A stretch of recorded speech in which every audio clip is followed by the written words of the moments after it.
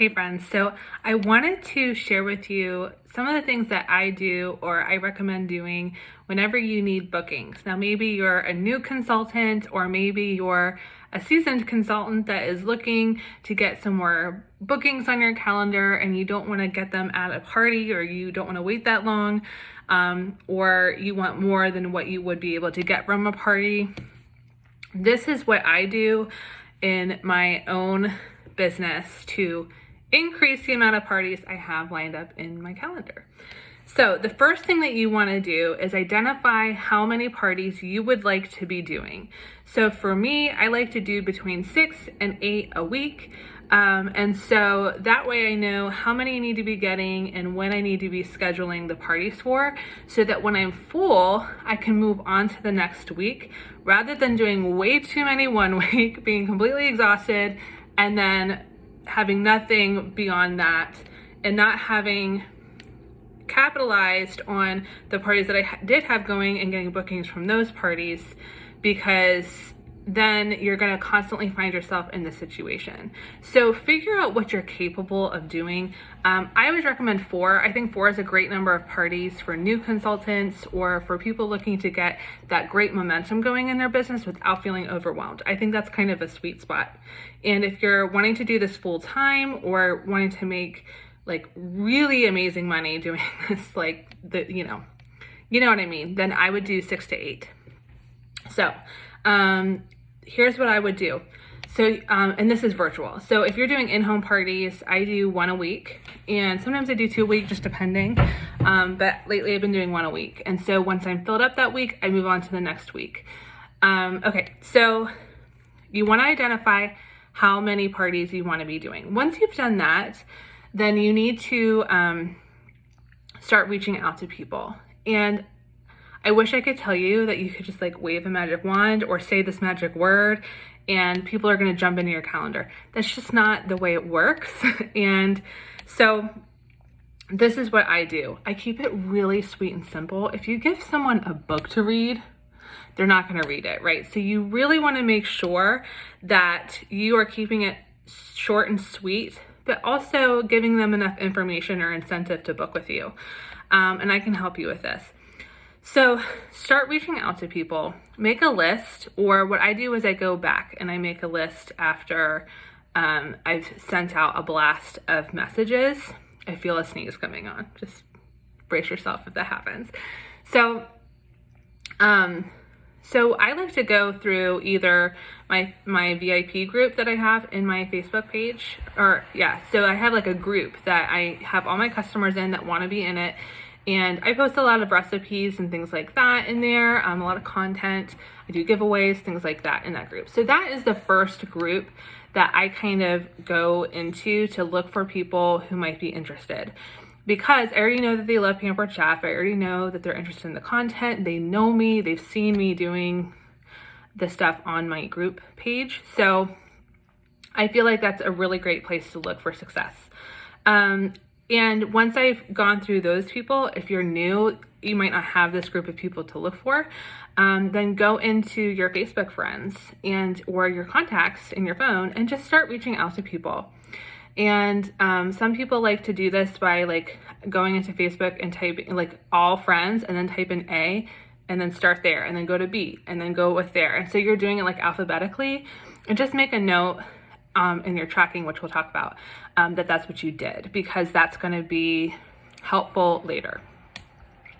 If you feel like those, if you've gone through all of those, which I would be really surprised if you've gone through all of those people, because I know for me, I have like 1,000 Facebook friends. So for me to message 1,000 people would take forever. If another place that you can go to if you're a seasoned consultant is back to past groups. So I leave all my groups up. I don't delete them when I'm done with the party.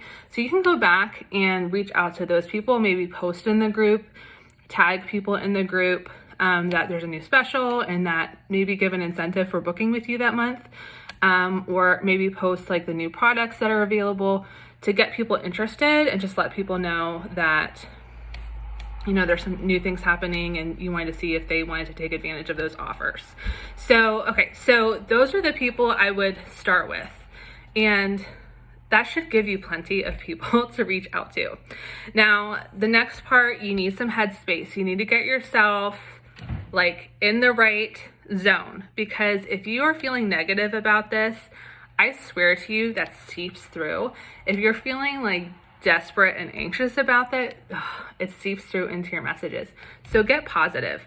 I know that's easier said than done, but here's the thing. I promise you, bookings are out there. I promise.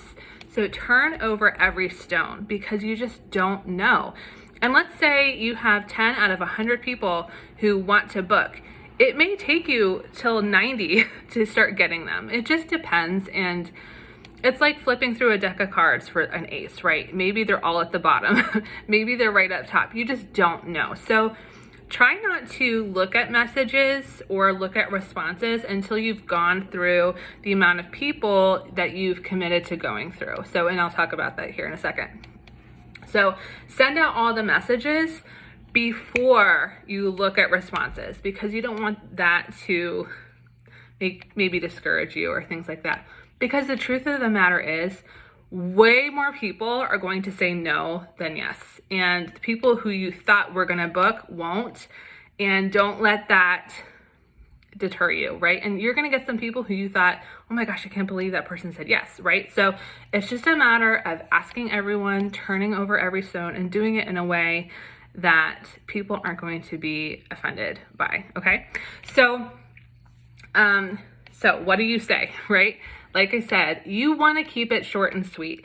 And if you're having trouble deciding how long to make your message, say it out loud and think to yourself, how ridiculous would this be if I were saying this to a person standing in front of me? Do you know what I'm saying? Like if you were like, hey, I just wanted to reach out to you and say that I'm really hoping you're interested in doing a party because we have this really great special going on. You can pick any of these products 60% off, and I'm excited for everything that came out, and it's really easy to host a party. All you do is invite some friends and grab some people in the group and then post some stuff in there, and then I will do the rest, and you're gonna get so many free products. In fact, a lot of my friends get like $300 in free products and 5 free star spatulas and all of this stuff. So I'm really hoping that you're going to be interested. So let me know, okay? You would never do that, right? Someone would be like, are you kidding? When is she going to come up for air? So you want to have that kind of same conversational thing going in Messenger, because these days, this is how people communicate. And so it's very conversational on there. Same thing with text messages. So you would never say that to someone in real life. So why would you do it in a message? And in a message, they have to look at it and read. They can't use their ears. And so many of us are so distracted with everything that we use our ears more than we use our eyes these days. But anyway, so you want to make it short, sweet, thoughtful. And let me give you a clue. Do not start out your message with, hey girl. I've done it. I'm going to be honest. In the beginning, when we were all new at this, I did the hey girl thing. Awful, right? So you don't want to do that. However, you can use their name. It doesn't take long to say the name. Even if you're going to copy and paste the second half of the message, which is fine, but you need to use their name first. And that was a loud truck. The other thing that you don't want to do is fake a genuine conversation. So I'd just be like, hey, I'm just checking in to see how you're doing. And they're like, I'm doing great. And you're like, want to do a party? Because then they're like, did she just message me to ask me to do a party? No one wants to feel like that, right? So get to the point. If you're genuinely concerned about how someone is doing, go ahead and message that, and then maybe wait to ask them to book later, because the last thing you want is someone to feel like they were just reaching out to me because they are doing this, right? No one wants to feel like that. So get to the point, and people are fine with that. People aren't going to be like, oh, how dare she ask me? No one's saying that, right? Just answer the question, or say what you want and leave it there. And if they say no, then say, hey, that's okay. I just wanted to know too, are you guys doing well during this quarantine?